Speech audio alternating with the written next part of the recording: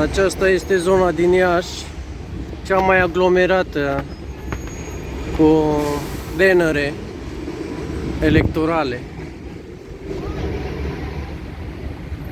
Cea mai aglomerată zonă din Iași cu bannere electorale.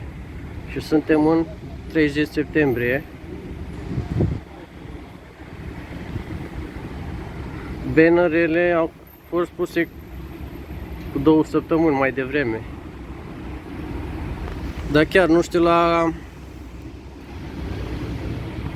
campania electorală pentru președintele României, când era data de începere. Dar la parlamentare data era 1 octombrie, adică mâine. Și astea au fost puse cu 2 săptămâni. Ia uitați câte partidulețe. PNL-ul, PSD-ul, USR-ul.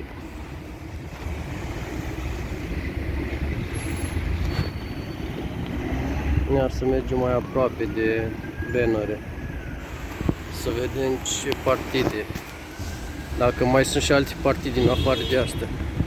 USR-ul pentru prezidențiale. Ia uitați, sufletul unei nații.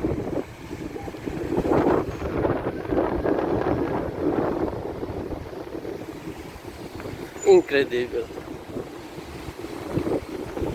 Da, semnătura ta, viitorul României.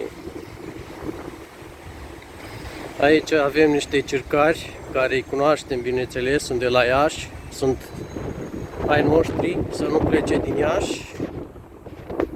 Uitați, de la PNL.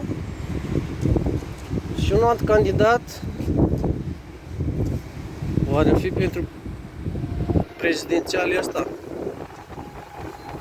Sau pentru vreun post de deputat sau senator? Era să-l uităm pe independentul Mirciulică pentru președinte. Dar aici nu scrie pentru ce. Pentru senator, cred.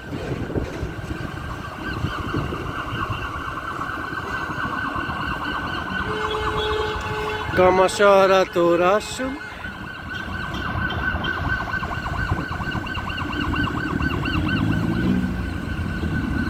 Cu cei doi, în slujba noastră. În slujba noastră, bineînțeles. Uitați rezultatul.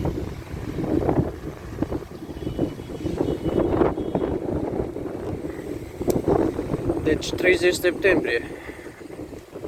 Și astea spuse cu 2 săptămâni mai devreme de începerea campaniei electorale. Mai erau și partea cealaltă de stradă de la PSD-ul. De la PSD-ul parcă. Și-a pus și șoșoacă. Și-a pus și șoșoacă aici. A căzut bannerul. Ia să întorc camera. Eu am fost concentrat pe trecerea străzii acum. Ia uitați. Bannerul șoșoacă. Avem aici alte bannere. Aici e la Ciolanu. Ciolanu? Da. Îl avem aici. Marceluț, calea sigură. Da, uitați ce față are. Parcă și natura are un respect pentru el. Uitați respectul naturii.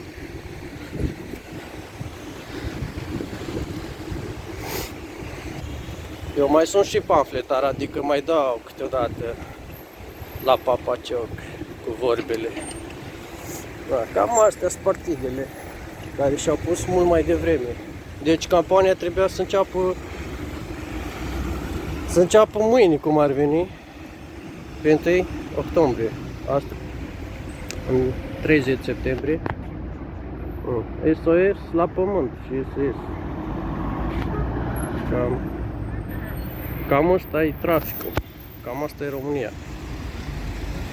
Nu numai în Iași. Ia să mai vedem, poate mai sunt candidați. Deci ăsta e singurul loc din Iași unde avem atât de multe bannere, unde a început campania electorală mult prea devreme. Ia uitați cum ilegalități pe acolo, de unde merg mașinile.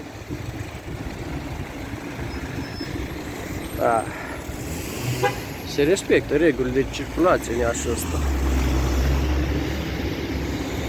Mai revenim cu alte filmulețe.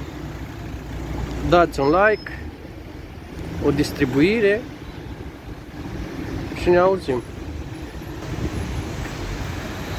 Eu am rămas blocat în trafic aici.